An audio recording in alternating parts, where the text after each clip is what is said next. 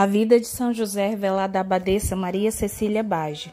José tem muitas dores e mostra paciência e resignação.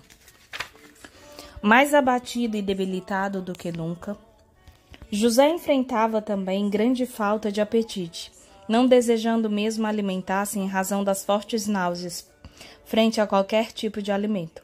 Para ele, só valia os alimentos espirituais das santas orações e palavras vindas de Jesus. Seu filho, de alguma forma, ainda conseguia que se alimentasse de algo especialmente preparado em que colocava suas graças e que abençoava. Assim, José ingeria pouca comida, apenas suficiente para mantê-lo vivo. Certa noite teve fortíssimas dores, procurou tolerá-las pacientemente e as ofereceu como sacrifício prestado ao Senhor, como pagamento de parte das ofensas que havia feito, que na verdade jamais se haviam concretizado. Controlava-se ao máximo para não afligir demais Maria e Jesus, e resignava-se à vontade divina. Maria, ciente de tudo, orava fervorosamente por ele, para que Deus lhe desse forças para suportar todos aqueles sofrimentos, pois os grandes méritos são sempre conquistados à custa de resignação frente às penas. Ela aguardava ansiosamente a concordância e o beneplácito divino para que pudessem oferecer a ele alguma forma de lenitivo para as dores. Recebendo a graça pedida, foi ter com José acompanhado de Jesus. Quando José os avistou, elevou suas mãos para o alto e agradeceu ao Senhor que lhe enviara os seus objetos de amor. Voltando-se para eles, disse quanto os amava e assim sentiu-se mais aliviada em suas dores, embora Maria continuasse a aplicar-lhe compressas tendentes e aliviá-las também. Mostrava grande compaixão por ele, perguntando continuamente como deveria agir para atender aos seus desejos e necessidades. Ele, bastante confortado com aquela atenção, dizia que sua presença já estava para a sua melhora, assim como a de Jesus. E de fato parecia mesmo melhor em sua presença. Entretanto, quando se afastavam, seu estado piorava e as fortes dores retornavam, e ele não ousava pedir que não o deixassem só, se abandonava completamente aos desígnios divinos, dizendo: se o Senhor desejar que eu melhore, seja confortado e consolado, com certeza dará instruções nesse sentido. Mas se sua vontade for de que permaneça em aflições, ordenará contrariamente, seja qual for a forma escolhida, que seja feita a sua vontade. E eu estou preparado para cumpri-la. E ambos permaneciam ao seu lado, até que as dores fossem aliviadas. Ao se retirarem Maria e Jesus para seus habituais retiros espirituais, certa ocasião o santo permaneceu adormecido por algum tempo.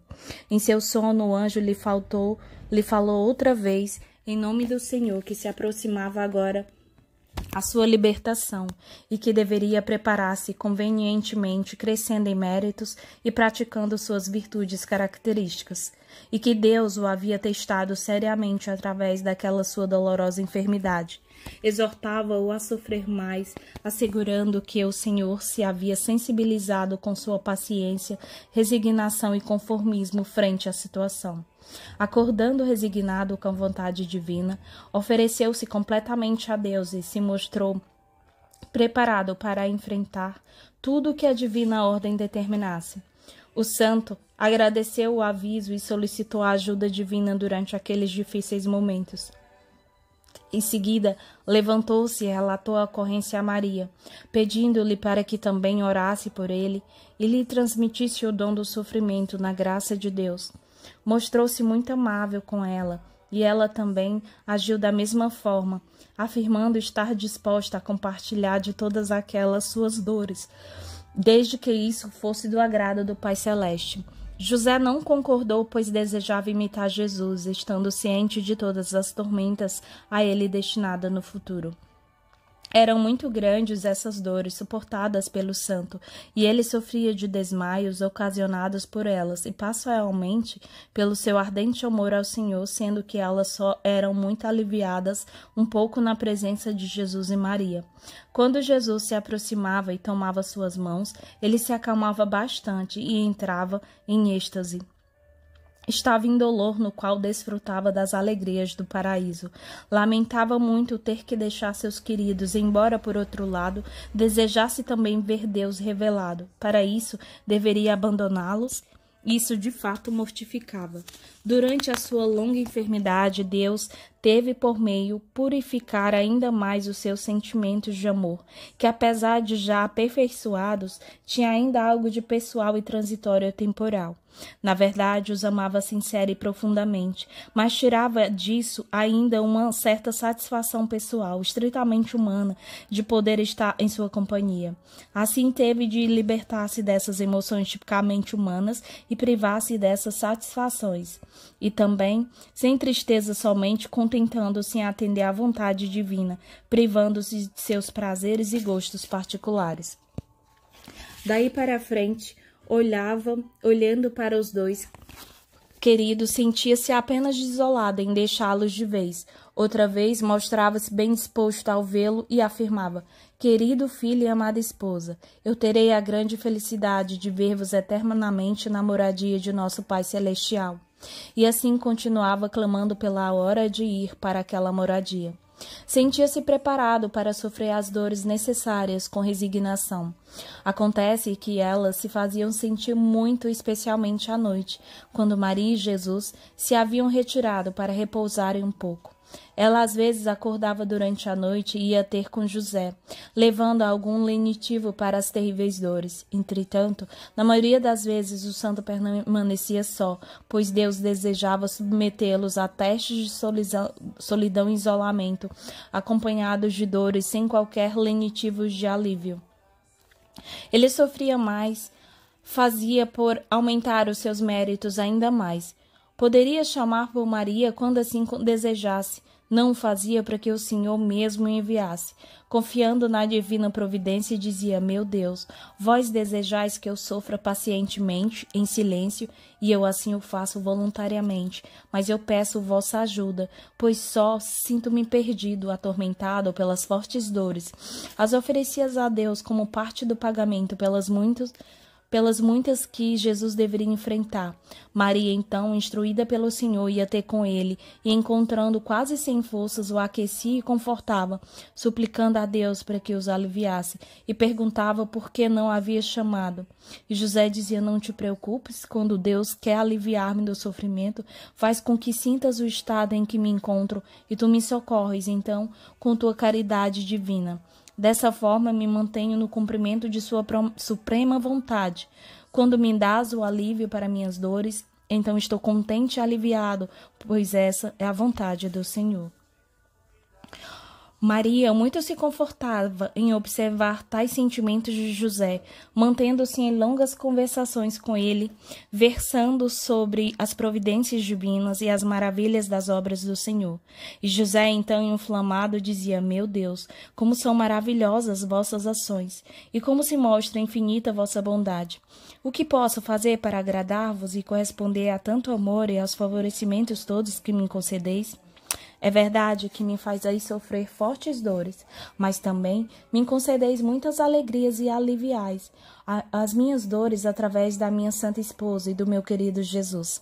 Se for vossa intenção, fazei com que tenha dores ainda mais fortes, pois eu estou preparado em razão da paciência e resignação que me concedestes. Se eu recebo vossas ordens com prazer e alegria, também aceitarei os sofrimentos todos que me tereis designado. Dessa forma, Senhor, estou pronto a tanto para alegrias como para sofrimentos. Durante sua grave enfermidade, nem sempre podia o santo contar com a presença de Jesus, pois ele deveria trabalhar para garantir o sustento familiar. Todavia, em algumas ocasiões, ele deixava a oficina e ia ter com José. Maria, por sua vez, assistia permanentemente e não abandonava a não ser pelos curtos períodos necessários para o preparo das refeições. José muito se alegrava com sua presença, embora desejasse Jesus sempre por perto. Aceitava a vontade do Senhor quando isso não se mostrava possível. Todavia, nos últimos dias de vida de seu pai, Jesus permaneceu constantemente ao seu lado.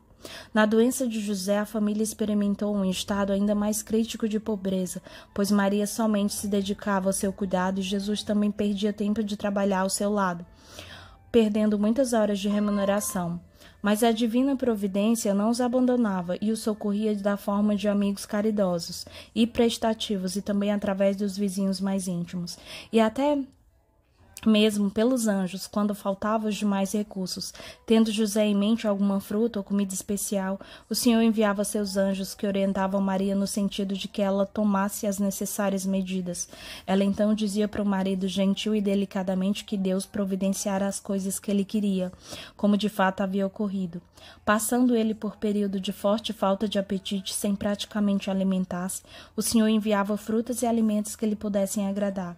Às vezes, essas providências traziam pão de trigo muito branco que Maria guardava como dádiva divina mesmo.